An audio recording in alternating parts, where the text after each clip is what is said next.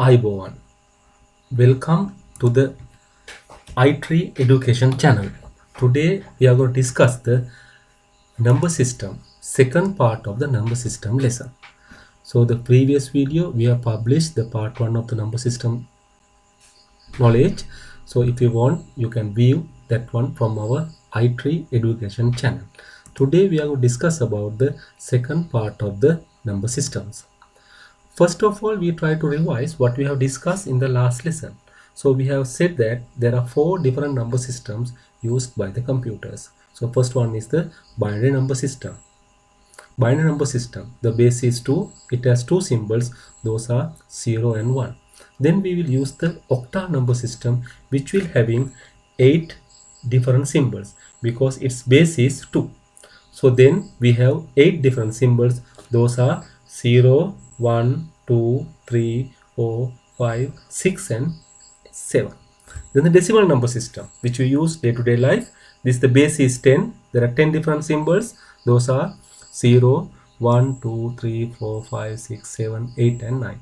Then the last one is the hexadecimal number system, very special number system. It has 16 different symbols because its base is 16. So those symbols are 0, 1, 2, 3, 4, 5, 6, 7, 8, 9, A, B, C, D, E and F. What we are going to learn today? We want to learn how to convert a decimal number into binary and binary number into decimal. Then decimal to octal and from octal to decimal. Then decimal to hexadecimal and back hexadecimal to decimal. Then we will learn about how to convert an octal number into binary and binary number into octal. Then again we are learning how to convert binary to hexadecimal and hexadecimal to binary.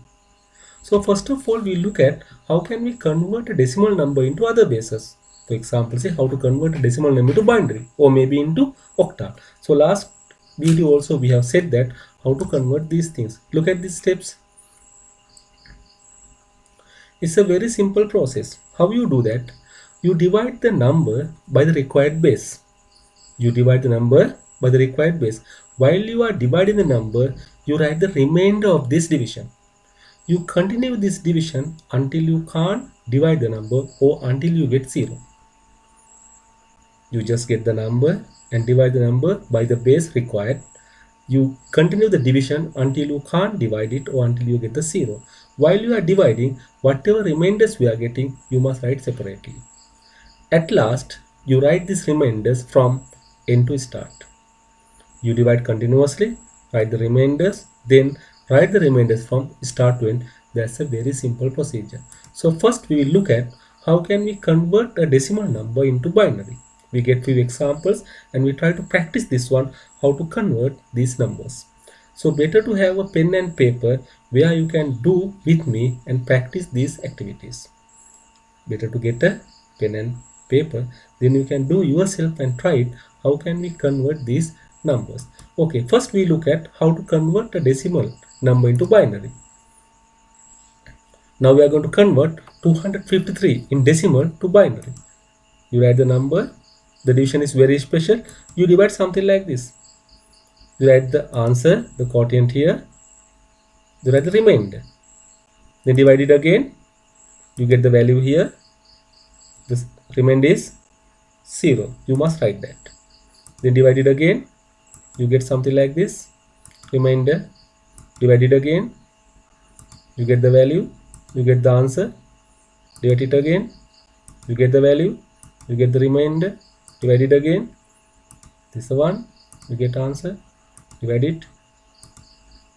Now you divide this one again. Now 1 you are going to divide by 2. Then you get, when you divide 1 by 2, you get 0. The remainder is 1. Then first value we got is the LSD, least significant digit. The first remainder we got from this division is the LSD, least significant digit. The last remainder we got is the MSD, most significant digit. Then what you do, you write these numbers from end to start, something like this. So when you convert 253 from decimal to binary, you get 6 ones and 0 1. When you divide, this one. When you convert 253 from decimal to binary, you get the answer 6 ones and 0 1. Sometimes some of the people, they don't divide until 0. Whenever they can't divide, they stop it. That's also okay, but you must remember that when you stop from that point, that last remainder you must get. The last answer you must get into the account for your answer. You can see that in this example, when you divide 153 by 2, you get 6 ones and 0 1. You get one more example, 174 from decimal to binary. You divide by 2, then you divide, the remainder is 0, you must write. Then you divide it again, you get something like this. Remainder is 1, you divide it again, remainder is, you divide it again, you get something like this. Divide it again, divide it again, divide it again, you can divide it again as well. Okay, now this one should be there. Okay, now we write LSD, then MSD. You can write the values from, the remainders are from end to start. Your answer will be something like this.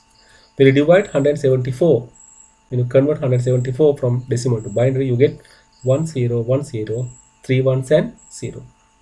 When you convert 174 from decimal to binary, you get answer 1 0 1 0, 3 ones and 0. You can do something like this as well. You can see, but you must remember to get the last value as well. Okay, we get simple example. Can you convert 1095 from decimal to binary? Then 45 from decimal to binary. Then 154 from decimal to binary. You try to do these exercises. You can divide these numbers by 2 and get the remainders. You can write from last to end to start. So for your help, I'll give you the answers. When you convert 1095 from decimal to binary, we get the answer 1 3 zeros, 1 3 0, 3 ones. But don't try to copy this. You must do yourself and verify your answer is right or wrong. If your answer is right, let's say okay. If your answer is wrong, you may have made some mistakes somewhere. Then you try to make the calculation again. Don't try to put the work on the place where you did. You get a fresh place and do it. You do it in a fresh place, then you can notify what are the mistakes you have done. You are requested to do this one yourself. Don't try to write these answers. These answers are given to verify your answer, just to justify that you have done it correctly. Be yourself active and do it. Okay, when you convert 45 to binary, you get 1 0, 2 ones and 0 1. When you convert 154 from decimal to binary, you get 1 2 zeros, 2 ones, 0 1 0. Now we convert numbers from decimal to octal. You know the method. You divide by 8, then write the remainders. Now we're going to convert 253 from decimal to binary. You divide by 8, you get this one. The remainder is, you divide again by 8, you get this. Remainder is something like this. You divide it again by 8, you get this 0. Remainder is 3. Then you can write the answer from end to start.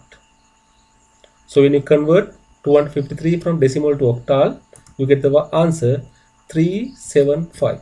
You can't say this is 375 because this is not in decimal, this is in octal. So you must say, when you convert 253 from decimal to octal, the octal number is 375. You can do this way as well. Okay, now you can look at how can we convert 198 to octal. You divide, so remainder is, you divide, so now remainder is now 0. You must write it. You must write 0. Then you can write something like this. Okay, then when you convert 198 from decimal to octal, you get the answer 306.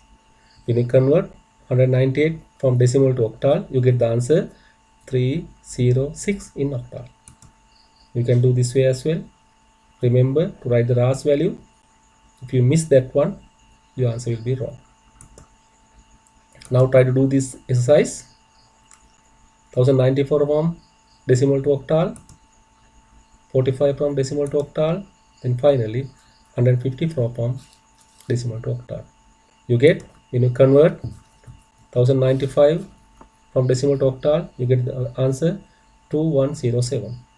45 will become 55.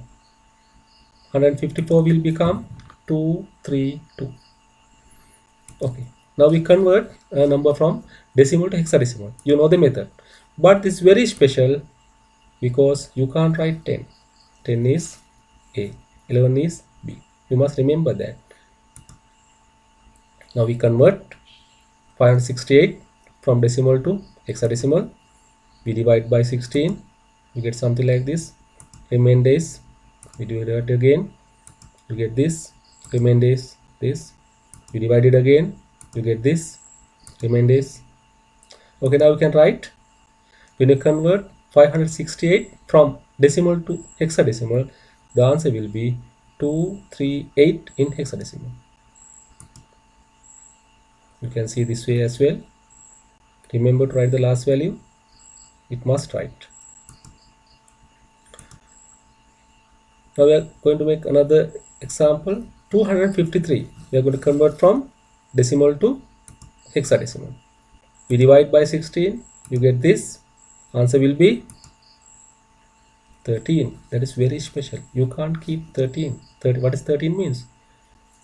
10 is A, 11 is B, 12 is C, then 13 should be D. You write something like this. So whenever you get a value 10 or more, you must write the equivalent letter for that. Okay, now we divide it again. You get 0, you get 15. What is 15? 10 is A, 11 is B, 12 is C, 13 is D, 14 is E, 15 is the F. That's why you write F. So answer will be FD. You can see very clearly that when you divide this one, when you convert 153 from decimal to hexadecimal, you get FD. We do one more exercise.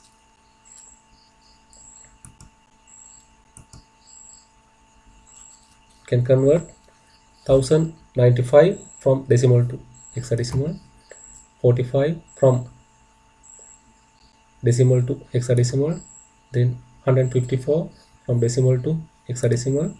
These are the answers. Don't simply write these things. You do this one, you practice this one, then you verify your answer whether it is right or wrong.